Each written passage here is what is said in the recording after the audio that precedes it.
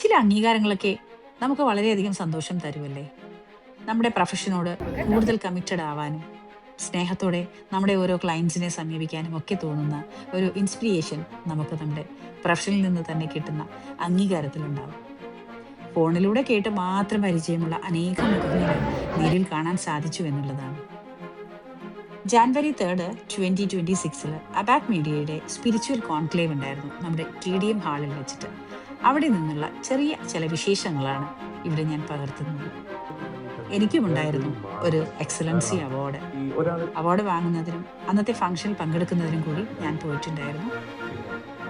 എന്നെ പരിചയപ്പെടുത്തുന്ന ശിവോഹം പ്രദീപ് നിങ്ങൾക്ക് എല്ലാവർക്കും അറിയാം. ഇത് രോഹിത്, അബാക് മീഡിയയുടെ ചെയർമാനാണ്. അദ്ദേഹം നമ്മളെ എല്ലാവരെയും വളരെ ഫ്രണ്ട്ലി ആയിട്ട് വളരെ ഹൃദ്യമായി തന്നെ ഓരോ ഇൻ്റർവ്യൂവിനും വിളിക്കുകയും സംസാരിക്കുകയും ചെയ്യാറുണ്ട്. എൻ്റെ പ്രൊഫഷനെ കുറിച്ച് കുറച്ച് കാര്യങ്ങൾ സംസാരിക്കുന്നതിനായിട്ട് എന്നോടൊരു 10 മിനിറ്റ് നേരം നീണ്ടു നിൽക്കുന്ന ഒരു ക്വസ്റ്റ്യൻ്റെ ആൻസറിന് വേണ്ടി പറഞ്ഞു. അതാണ് ഞാനവിടെ സംസാരിക്കുന്നത്. നിങ്ങൾക്ക് എല്ലാവർക്കും അറിയാലോ, ഞാനൊരു ഹോളിസ്റ്റിക് ഹീലിംഗ് സൈക്കോളജിസ്റ്റാണ്.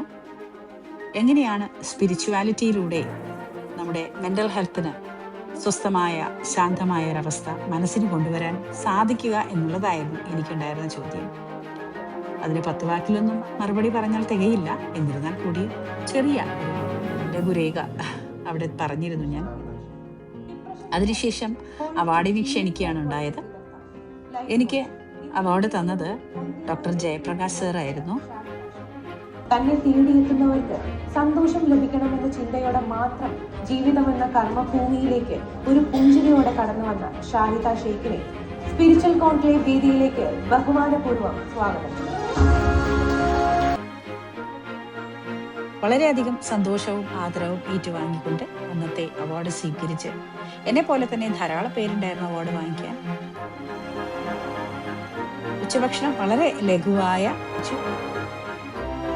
ഞങ്ങളെല്ലാവരും തന്നെ ഗുരുക്കന്മാരെല്ലാവരും തന്നെ നമുക്ക് ചുറ്റും ഉണ്ടായിരുന്നു. സിതാനി ഭജൻ ഉണ്ടായിരുന്നു. കണ്ണൂർ ടീമിൻ്റെ ആയിരുന്നു സിതാനി ഭജൻ. അതിനുശേഷം സന്തോഷത്തോടെ അവിടെ നിന്ന് പോന്നു.